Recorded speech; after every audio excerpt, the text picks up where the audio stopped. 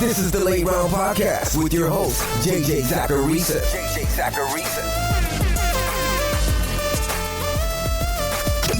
What's up, everyone? It's JJ Zacharisa, the editor-in-chief at FanDuel and at NumberFire.com, and this is episode 188 of the Late Round Podcast, one of the many shows that are part of the NumberFire Podcast Network.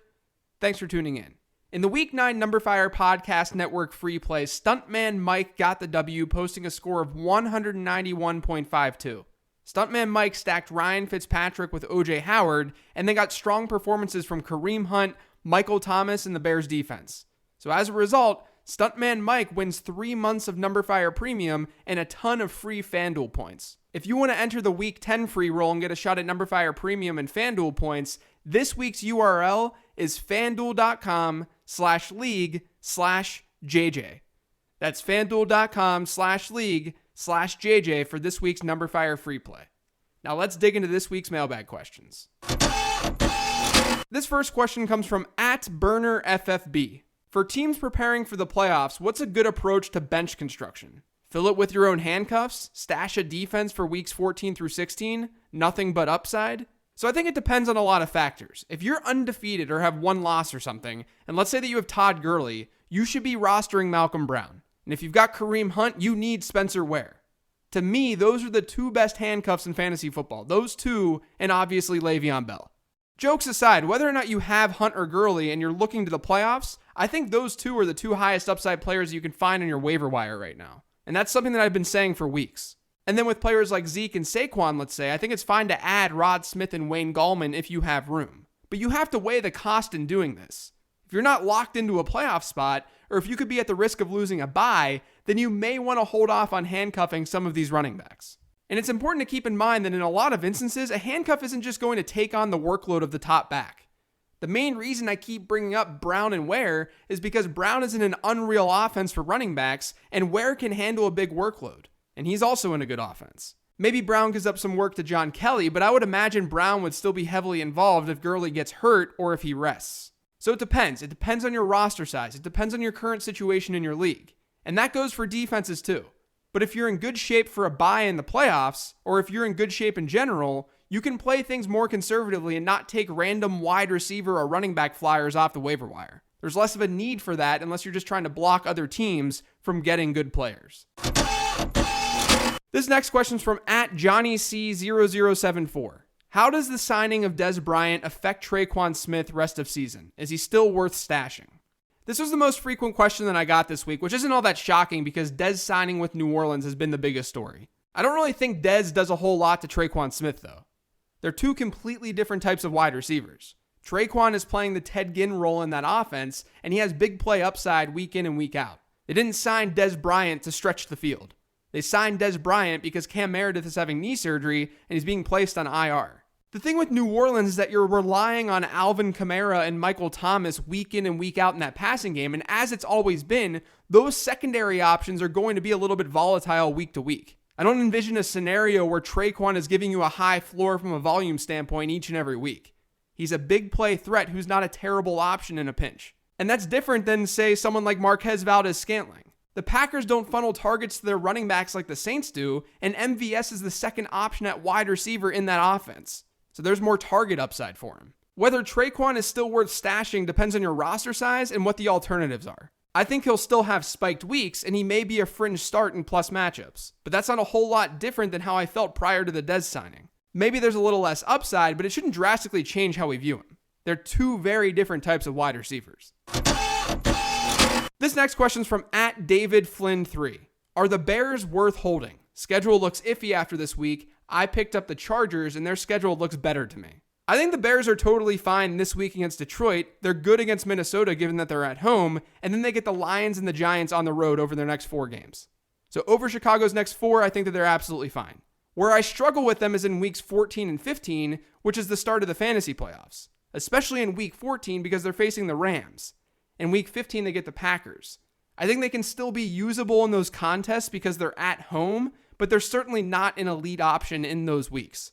And I'd much rather be playing whatever team the Bills are facing. The Chargers are actually kind of in a similar boat. They'll be fine over the next 3 weeks or so, but in week 13, they get Pittsburgh, then Cincinnati, then Kansas City, and then Baltimore. I'm not nervous about the Baltimore or Cincinnati games necessarily, but I wouldn't be playing them on the road in KC in Week 15. So neither of these defenses are plug-and-play options for me from here on out.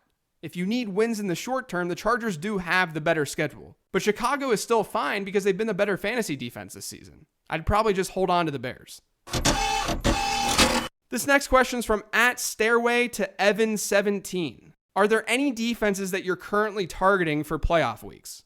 Looking at the schedules for weeks 14 through 16, the one team that has the best 3-game stretch is probably Denver. They get San Francisco, then Cleveland, and then Oakland. The 49ers and Raiders games are on the road, but that's still a pretty nice schedule. And Detroit's pretty interesting as well. They get Arizona in week 14 and then Buffalo in week 15. Both games are on the road though, and Detroit's defense has not been very good this year. Washington gets the Giants and the Jags in weeks 14 and 15, but we could be looking at much different Jags and Giants offenses at that point in the season. And maybe you could just trade for Jacksonville's defense too. If they get it together defensively, they get Tennessee, Washington, and Miami in the fantasy playoffs. But overall, it might be crappy to hear this, but there's no locked-in defense for all 3 weeks of the fantasy playoffs. You may just have to stream together the good matchups, like taking the Jets in week 14 against the Bills, then the Lions against the Bills, and then the Patriots against the Bills. I mean, that's probably the ideal way of playing this. It's just sort of how the schedule works out this year. This next one's from @TaylorWardDKNK. Currently sitting at 9-0 for the season, half skill, half luck in PPR. How important is it to keep guys that win now versus those with a better playoff schedule? For example, trade Marlon Mack for Cortland Sutton for playoff schedule advantage. It's hard to answer that specific question of Mack for Sutton without knowing the construction of your team. If it's a close call of a trade, then sure, let the playoff schedule be your tiebreaker. Or if it's a close trade but maybe favors the other team slightly, if you're getting the one with the better playoff schedule, feel free to do that deal as long as it's not drastically hurting your starting lineup.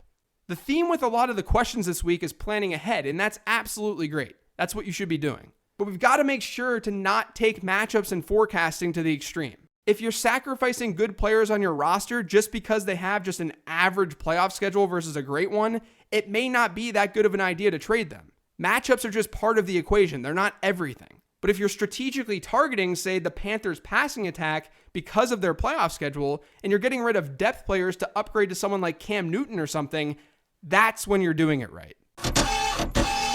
This next question is from @DarnellBright4. Thoughts on James White with Sony Michel returning in PPR formats? James White's still going to be a super reliable, high-floor option at running back. I think the only thing that we have to be nervous about is goal line work, because that's Sony Michel's job in that offense. That's why Sony Michel has upside week to week.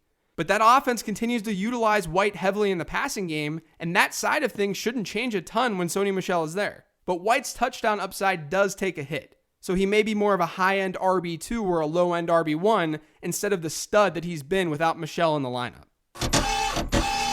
This next question is from @DaroniBones. Is there ever a scenario you'd roster 2 quarterbacks? I'm deep at flex positions, clinched the playoffs, and streamed quarterback, currently Ryan Fitzpatrick. Someone just dropped Rivers. QB is thin otherwise. My thinking is to grab him and hold Fitz and rotate per matchup into the playoffs, or if Fitz gets benched.